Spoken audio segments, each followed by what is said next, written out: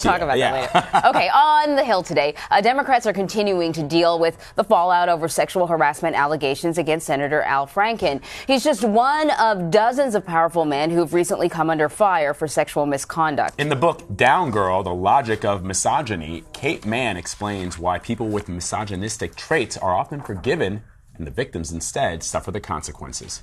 Kate Manne is also a Cornell University professor. She joins us now from Ithaca, New York. Good to see you.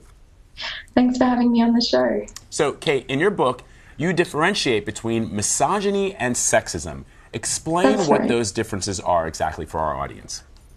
Sure. So I think of sexism as an ideology, so a set of beliefs that primarily categorize men and women as very different in such a way as to exclude women from masculine-coded domains like business, politics, leadership positions, even some academic disciplines, including philosophy.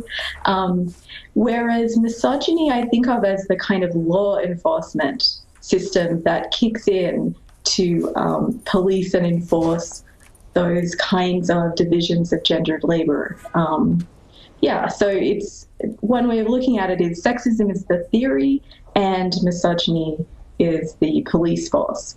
Yeah, you argue that they sort of work hand in hand. And you were among the people that you were not surprised by the outcome of this election, by the 2016 election. In fact, you sort of called it based on, how you define misogyny and sexism. Yeah, that's right. I actually, based on just the social psychology, which I think was somewhat under-noticed in the lead up to the election, there's just a very good chance that we'll get defection when we have a man and a woman in head-to-head competitions. There's a lot of misogyny that's predictable on the basis of a female candidate being left or center-left in particular. So right-wing women often do okay because they're kind of upholding patriarchal forces, whereas women in, roughly Clinton's position, such as Julia Gillard in my home country of Australia, tend to get, bitch, witch, and a sort of very visceral moral disgust response. So I guess I did predict it, which didn't make it any less horrible to actually contemplate. Hillary Clinton was criticized when she wrote in her book that she felt that sexism and misogyny were a part of the reason for why she lost the election. I mean, people did not want to hear her say that.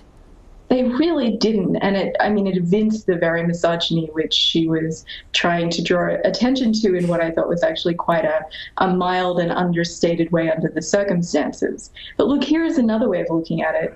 Would someone like Donald Trump be president without the kind of ability to forgive and forget the sins of powerful men, both in terms of sexual misconduct, but when it comes to white, hyper-privileged men, they get away with gross levels of ignorance and incompetence and can still be elected president. So that's another way of looking at how gender played into this. Kate, one of the things that I found really interesting, and it's something I've discussed with Anne-Marie about, is, and perhaps you can help me understand this, in the wake of the hashtag #MeToo movement that's occurred over the last couple of months, what I've also noticed is even as women are coming forward and saying, this happened to me, I had to work under professionally with someone who was sexually abusing me and I felt that I couldn't say anything, I felt that or I had to leave the industry. We've talked about how many women have had to leave media, have had to leave the entertainment world because they could no longer bear to work with somebody who was abusing them. And yet, many of these women express disappointment, they express sympathy and empathy for the men that they are accusing. They say, I don't really want them to lose their jobs. I don't really want their wife or their children to find out about this. I feel bad for them. It's how difficult must it be for women to reconcile those two feelings? And is that because of society's norms, or is there something deeper there? Yeah, I think it's a great question, because one way to look at it is misogyny is about punishing and blaming women for stepping out of line when it comes to patriarchal norms and expectations.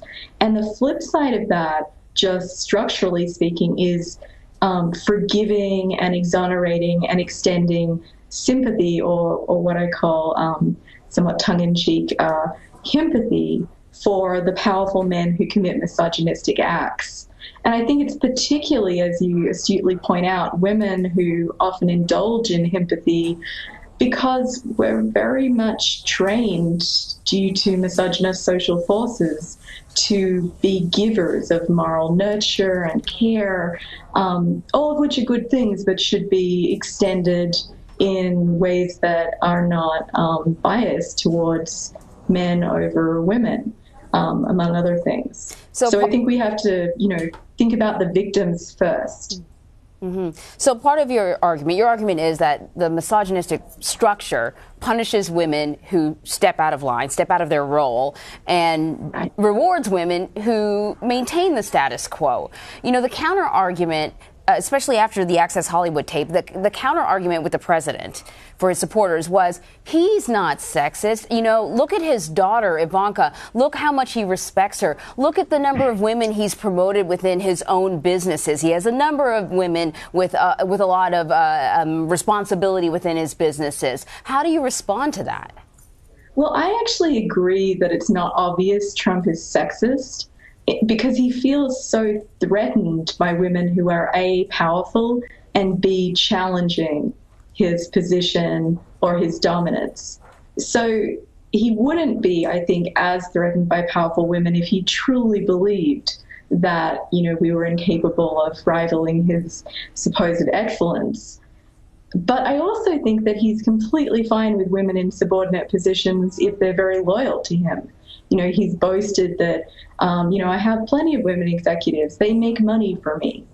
And that's just typical of what I think he does evince, which is gross, rank, brazen, shameless misogyny, where women's power is actually fine as long as it's deployed in service of patriarchal interests, and as long as there's a kind of ability to rely on women being loyal and trustworthy, in the sense that they won't rock the boat and complain about, among other things, sexual harassment and assault.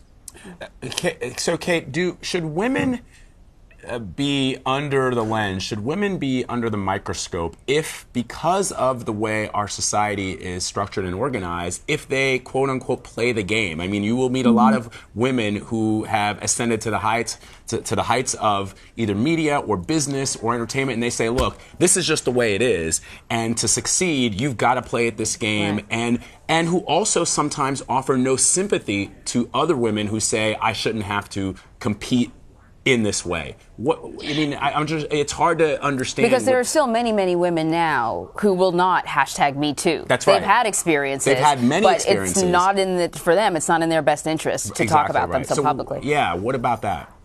Yeah, no, it's a very good question, and I think that the answer is complex and often context dependent.